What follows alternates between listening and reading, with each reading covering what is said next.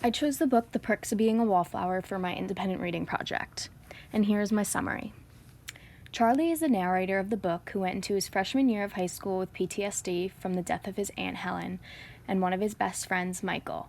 Charlie is very shy and takes everything he sees in and is constantly analyzing everything around him. Charlie says that he is writing these letters to an anonymous friend and keeps it a secret. Even after the book ends, he still never tells us who it was, too. It was like he was writing these letters to you, but you would never write back. When Charlie started high school, he had no friends or anyone to talk to. Many people thought he was a freak and did not want to be associated with him. One night, Charlie went to a football game and met two of his forever best friends, Sam and Patrick. Charlie develops a huge crush on Sam, who is kind and non-judgmental, and it is insanely hard for him to get over her. Patrick is a sweet guy who struggles with his new sexuality. Charlie, Sam, and Patrick become a strong bond. Charlie is always there for his friends, but sometimes struggles with the things he should and should not do. As Charlie moves into the school year, he meets some more people and becomes more comfortable and outgoing. His teacher, Bill, loves Charlie and thinks that he is an outstanding student. He always gives him extra work and lets Charlie talk to him when he needs it. Charlie loves reading, and it's one of his escapes from reality, since during the holidays it is hard for him to be happy because everything reminds him of his Aunt Helen. Charlie and his sister, Candace, go through some rough patches with each other, but towards the end of the book, his sister shows her appreciation for him. Charlie got involved with a performance group and played Rocky in the Rocky Horror Picture Show. He meets Mary Elizabeth, his soon-to-be girlfriend. Charlie was not as interested in Mary Elizabeth as she was in him, and it caused issues within their friend group. One night, Charlie kissed Sam right in front of Mary Elizabeth, and their group went through a very rocky patch where none of them were friends for a while. Patrick told Charlie that they should take a break for a while. Patrick felt that as the time went on, he was becoming more and more lonely until one day in the cafeteria, Patrick's secret fling, Brad, called him the F slur, and they started to fight. Charlie stuck up for Patrick, and they started to become friends again. Patrick appreciated what he did for him, and so did Sam. Charlie showed that he was a good friend. As the school year was coming to an end, Charlie started to become more sad and stressed about his friends leaving for college. He soon would have no one left who understood him. Everyone gets together to say goodbye before Sam leaves for college, and Charlie and Sam get touchy. He was triggered by some of her actions, and they stopped. Sam ended up leaving and told Charlie that it was not goodbye and more of a see you later type of thing. That made Charlie happy. In the epilogue, Charlie writes 2 months later. He says that he's in the hospital for his mental state, and he realizes that Aunt Helen was not as he really thought and was sexually assaulting him, but forgave those memories of her. In the afterword, Charlie tells us no matter what you're struggling with, you're never alone and deserve to be seen, spoken to, and understood. So, the next thing I have here is book banning versus challenges.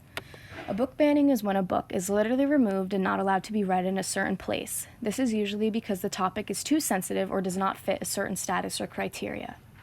Book challenging is when they are challenged by students or parents who find the book sensitive and want to protect those from the difficult topics. Challenging and banning is very different because usually the challenging does not go through. Books will only be banned if they include issues that can affect someone for life.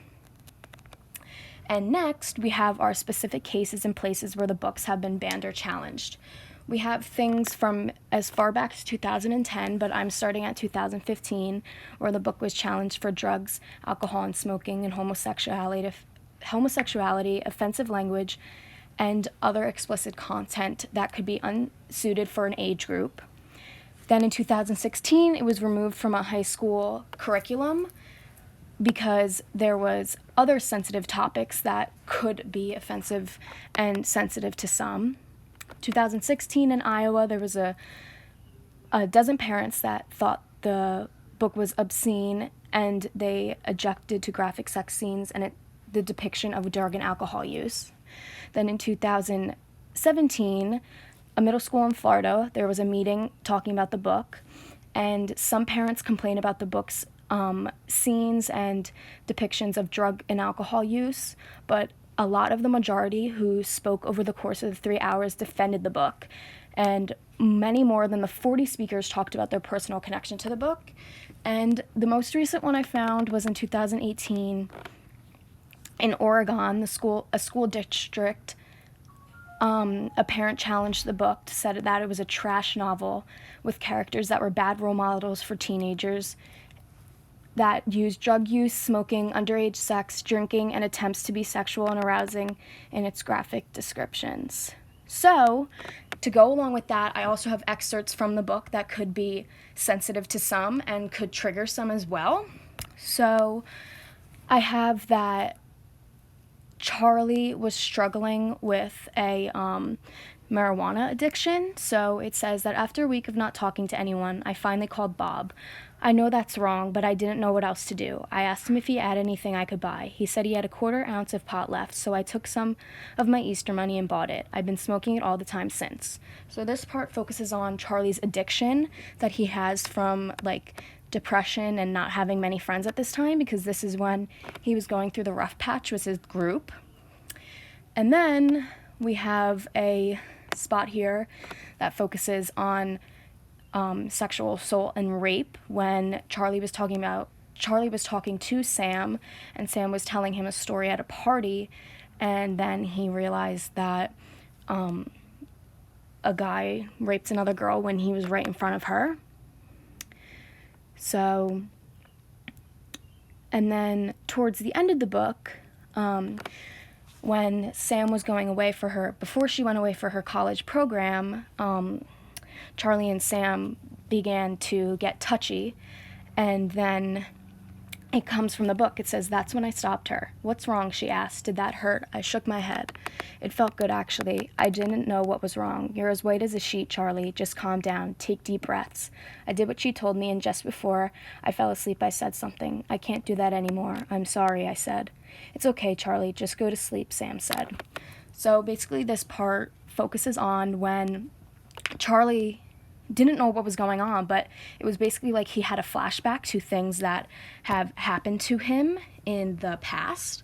So that affected him mentally, and he struggled with that because he didn't really know what to do. So at the end of the book, when we go into the epilogue, Charlie tells us that he was in the hospital for the past 2 months for his mental health. So it says, "They just released me yesterday. The doctor told me that my mother and father found me sitting on the couch in my family room. I was completely naked, just watching the television, which wasn't on. I wouldn't speak or snap out of it," they said. "My father even slapped me to wake me up. And like I told you, he never hits, but it didn't work. So they brought me to the hospital where I stayed when I was 7 after my Aunt Helen died." So there that goes with that. So next I'm going to talk about my response to the history of the book's banning. So I believe that The Perks of Being a Wallflower's banning and challenging was completely unnecessary. I understand where some people are coming from, but if you read the whole book, including the epilogue and the afterword, you would understand that the book was meant to help those who are struggling with mental health, addiction, abuse, sexuality, and other topics. This book was not meant for children or even young teens to read. It focuses on topics that can be triggering to some, but before you read a book like this, you should read the back or reviews about it. I think that this book could really help some, especially at the end where Stefan Chbosky writes, "Understand, friend, there are millions of us, millions of people who struggle with and overcome all sorts of problems. You will be shocked to know how many people understand exactly what you're going through. That doesn't mean that what you're going through is somehow less meaningful, special, unique. On the contrary, it means that what you're going through is more. It is important. It deserves to be seen, spoken of, and understood. There's so much more that I can quote from this ending, but if I did, I would be speaking forever. But I really do think that the meaning of this book was just that. You're never alone with what you're going through. You may think you are, but you're not. As I finished this book, it definitely made an impact on me and will be one of the best books I've ever read. I think that if you struggle with any type of impacts that affect you mentally, you should definitely read this book and listen to